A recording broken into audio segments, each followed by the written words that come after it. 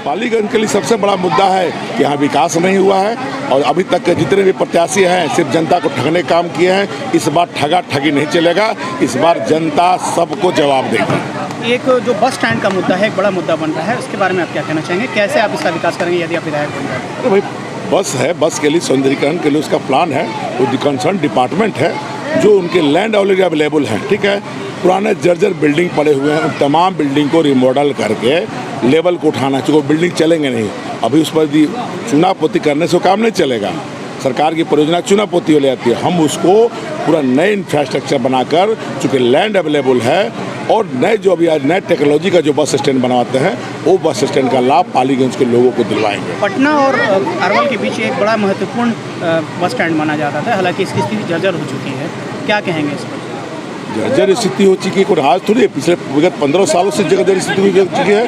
यही नहीं, वहाँ के जो रख रखाव भी है, छोड़ दीजिए बिल्डिंग का, इंफ्रास्ट्रक्चर का बिल्डिंग का छोड़ दीजिए, उसके अलावा भी अंदर में आखिर कैसे सुअर आकर वहाँ बैठा रहता है, कैसे जानवर बैठा रहता है। मीन्स कहने का हुआ कि इंफ्रास्ट्रक्चर के अलावा भी जो वहाँ जो कंसर्न उसके जो टेक ओवर जो हैंडी केयर टेकर हैं, जो सरकारी तंत्र हैं, वो कहीं न कहीं से देख रेख में कमी है। जबकि बसें अभी भी आती जाती है, लोग आना जाना उसी गंदगी में लोग घुस कर जाते हैं और आते हैं। आपके ऊपर आरोप लगता है कि पैराशूट कैंडिडेट है, मुंबई से लैंड किए और विधानसभा चुनाव में उधर के क्या? हम तो मुंबई रहते हैं, मेरा दरियापुर घर है, मेरा घर दरियापुर प्रेम है, तो मुंबई का लोग बोलता है तो उससे कोई मतलब नहीं है। मुंबई तो हम कभी गए भी नहीं, ठीक से सही है कि मुंबई एक आध बार हम कभी गए हैं।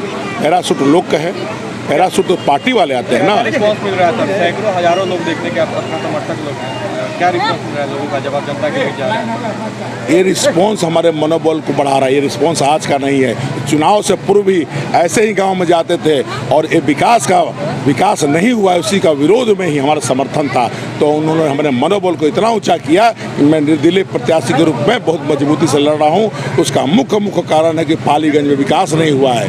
ये विकास के कारण ही जो विकास को रोका गया है, आज तमाम जनता तैयार है कि नहीं, एक निर्दलीय प्रत्याशी के साथ और ट्रक छाप पर लोग लगाकर वोटर लगाकर पालीगंज में इस बार कीर्तिमान स्थापित करना चाहते हैं। सबसे पहला 3 काम आपका विधायक बनने के बाद जी, पालीगंज के लिए सबसे पहला 3 काम? सबसे मुख्य काम हमारा रहेगा बाजार का सौंदर्यीकरण। दूसरा काम रहेगा कि किसानों का, जो हमारे किसान भाई हैं, उनका उचित समय पर उनके खेत तक जल पहुंच सके, उसके लिए काम करेंगे और उनके जो अनाज हैं उस अनाज का उचित मूल्य मिल सके, उस पर काम करेंगे। और तीसरा काम रहेगा हमारा कि यहाँ की शिक्षा व्यवस्थाएं हैं उसको दुरुस्त करना, चूँकि युवाओं में कहीं नहीं शिक्षा की क्वालिटी की कमी हो रही है। जो बच्चे स्कूल से पढ़ रहे हैं कहीं नहीं क्वालिटी में कॉम्पिटिटिव नहीं हो पा रहे हैं, चूँकि quality of education is very low, बहुत ही कम है। और स्कूल में टीचर नहीं है तो बिल्डिंग बनने से नहीं काम चले। तो शिक्षा और बस डिपो, बाजार का सौंदर्यीकरण और किसानों की समस्याएं, ये हमारा मुख्य मुद्दा है। और इसके अलावा भी जो दूसरे जो पहले के प्रत्याशी द्वारा जो वादा किया गया, उन तमाम कामों को चिन्हित करूंगा, उस काम को पूर्ण कराऊंगा। पालीगंज में सबसे बड़ा मुद्दा है कि रेलवे जो लाइन बन चुका है, रेलवे लाइन के लिए सरकार की योजनाएं हैं, तो सरकार की योजनाएं तो ऐसी चलती रहती है। तो उसके लिए जाकर कंसर्न अधिकारियों से मिलूंगा कि इसमें विलम्ब क्यों, चूँकि सेंट्रल की परियोजनाएं हैं।